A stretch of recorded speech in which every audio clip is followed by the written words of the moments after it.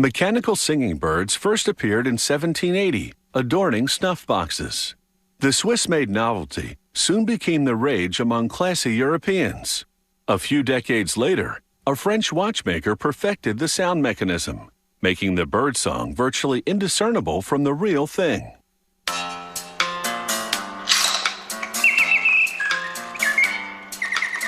Switzerland is home to the last remaining company making these singing automatons. The workshop crafts large ones that go in bird cages and small ones that pop out of boxes and clock cases. The first step is to adjust the bird's two spring-loaded steel rods.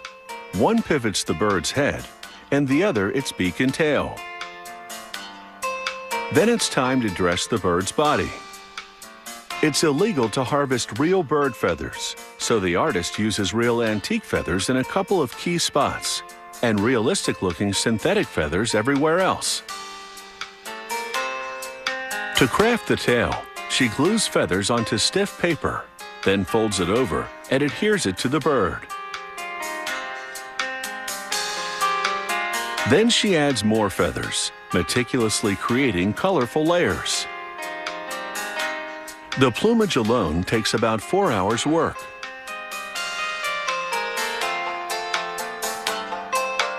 No two birds are alike.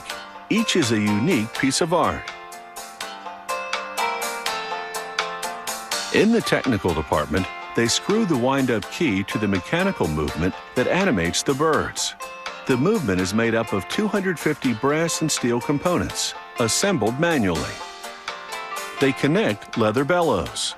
The movement pumps the bellows, which sends air through a tiny whistle producing the bird song. Now for the birdie.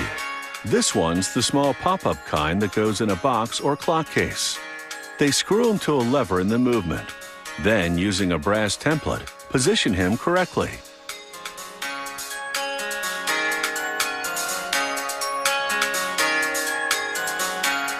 This rack gear moves the bird from side to side while he's up and singing. This pin attaches that gear to the movement. This lever pops the bird out of his nest, moves the rack gear, and pumps the bellows.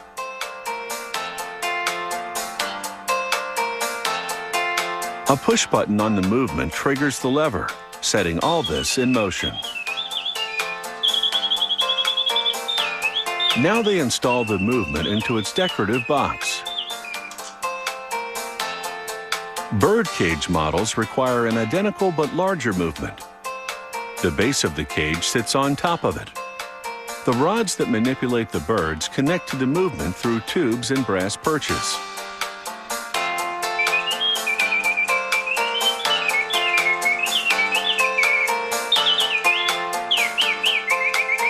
Workers construct the top of the cage over a curved form.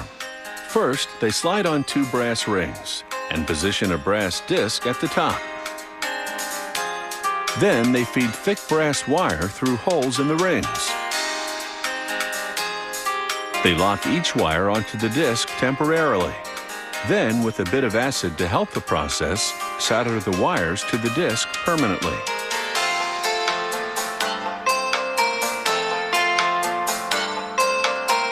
After making sure everything's well positioned, they solder the wires to the rings as well.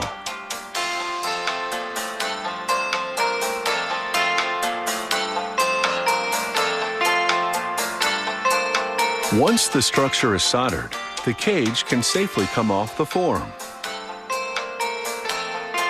Decorative brass rings cover the structural ones.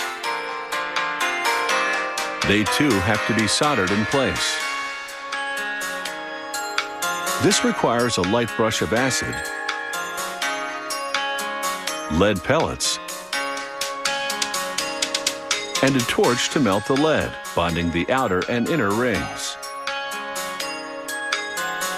Every mechanical singing bird this company produces is a work of artistic and technical craftsmanship that delivers a performance on command.